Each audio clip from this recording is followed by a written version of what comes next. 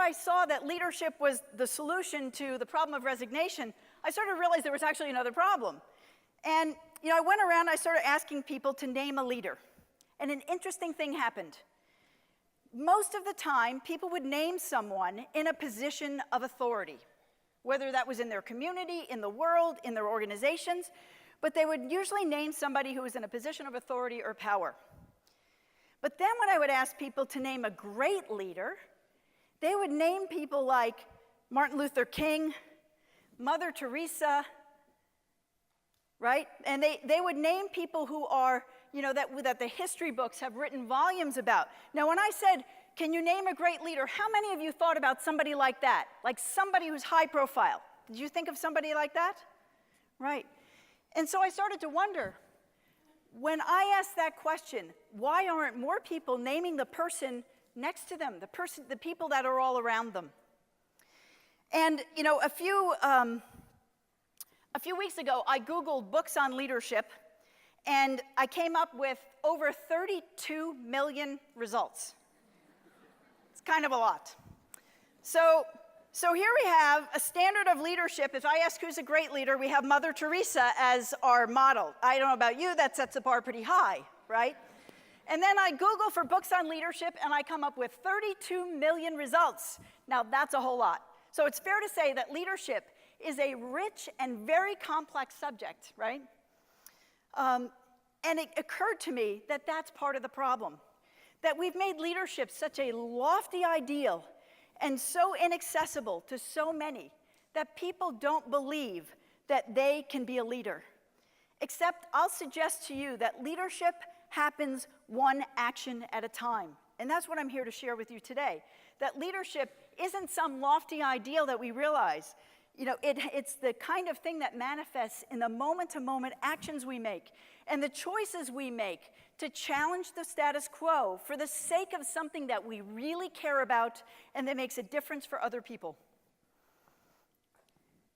So I went on this quest to discover, how do we make leadership simple? So I want to share with you a little bit about my story and how I came to be so passionate about helping people to become the most powerful expression of themselves, to become leaders in the world where they live and work.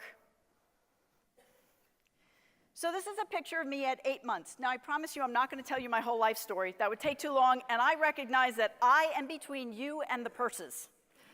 Okay. Right.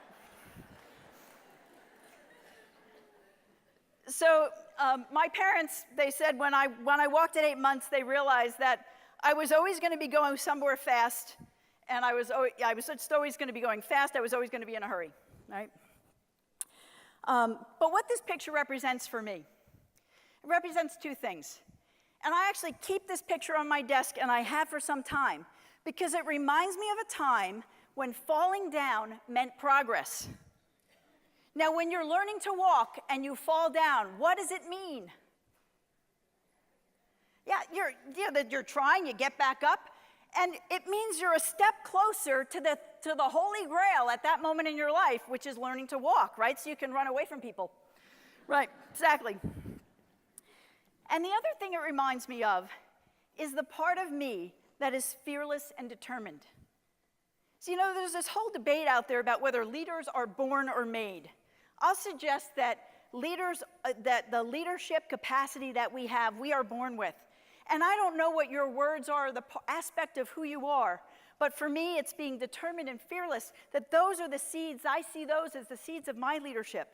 But I promise you that each and every one of you has those same seeds that you were born with. Except what happens is we forget who we are over time. And I want you to consider going back and finding a picture, an image of you of some moment in time where that represents the core of the best of who you are, because that is the foundation for you as a leader to be an authentic leader, not a leader like somebody else, but the kind of leader that you are and that you can be to make a difference in the world.